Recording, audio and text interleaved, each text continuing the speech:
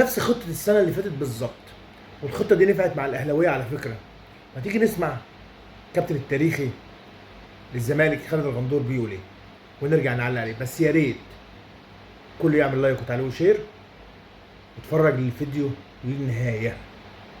يلا نسمع. ده اللي انا عايز اقوله ايه، ان يعني وبحذر اهو، اصل انا دايما بحب اقدم يعني السبت عشان الاقي الحد.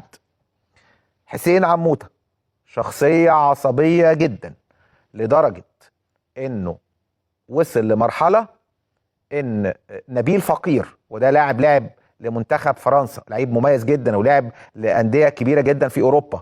نبيل فقير كان بيلعب في فريق حسين عموته في الجزيره الاماراتي، هو ومحمد النني. تطاول حسين عموته على الاثنين لعيبه بالفاظ يعني مش حلوه، لدرجه ان وصل الاثنين لعيبه وحسين عموته تعدوا على بعض. يعني انا بقول لكم اهو، يعني ومحمد النني موجود، يعني محمد النني ونبيل فقير مع حسين عموته وصلوا لمرحله ان كان في نوع من خناقه، ويمكن وصلت كمان لتعدي بالايد. وبالتالي حسين عموته شخصيه تصادميه جدا جدا جدا. نتمنى ان طريقته وسلوكه يكون مختلف شويه مع لعيبه النادي الاهلي فيما هو قادم باذن الله. عرفته كويس. شفت الكابتن خالد بيقول ايه؟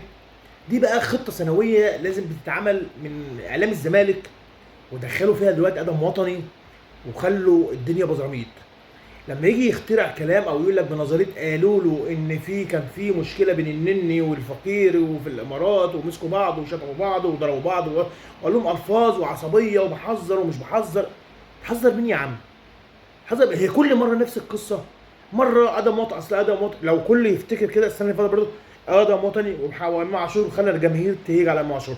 السنه دي برضه لا، النوبه دي بقى قال لك بس خطه جديده نضرب اللعيبه مع المدرب، عشان المدرب لو قال لهم اي كلمه يبقى فيه فضيحه وفيه غرزه واتفرجوا ادي المدرب الاهلي جابه، ادي المدرب اللي عموته، ادي المدرب اللي بيقول لك شخصيته قويه بيهزق اللعيبه وفي ينفع.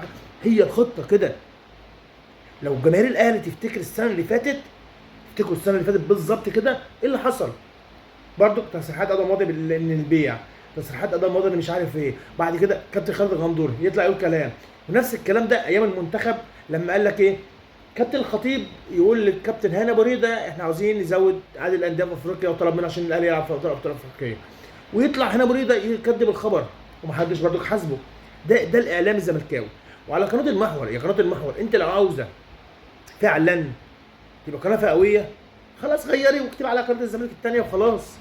اما تجيب لنا واحد مذيع زي الكابتن خالد الغندور يطلع بنظريه دس السم في العسل، وعشان يبوظ العلاقه بين الجمهور واللعيبه او الجمهور والمدرب واللعيبه، ده ما ينفعش. دي مش كوره. علشان هم بصوا يا جماهير الاهلي، هم مش عارفين يكسبوكوا في ارض الملعب.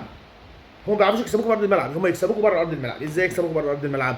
يبوظوا النفسيه، يبوظوا العلاقه، يخلي الجماهير تيجي على اللعيبه. هي كده شغل صهاينه، تفهمش شغل من تحت الترابيزه، ما تفهمش. فعلى جمهور الاهلي انه يحذر من الناس ديت، يحذروا والله، لانهم هم عاوزينك على طول كده. في مشاكل، اصل عندهم مشاكل على طول، يعني في مشاكل عندهم على طول، كلنا عارفين عندهم مشاكل على طول، واللعيبه عندهم راكباهم. فهم نفس القصه. يقول لك ايه؟ ما هو امام عاشور راكب الجماهير، راكب النادي الاهلي وادارته، اصل جاي له عرض مش عارف ايه، اصل مش عارف ايه، اصل وكل ده خطه لتبويظ نفسيه اللعيبه والنبادي نفسيه اللعيبه مع المدرب. ربنا يعدي على خير. واقول لكم لو عجبك الفيديو ما تنساش اللايك والتعليق والاشتراك في القناه، واقول لكم الاهلي فوق الجميع، واقول لكم سلام.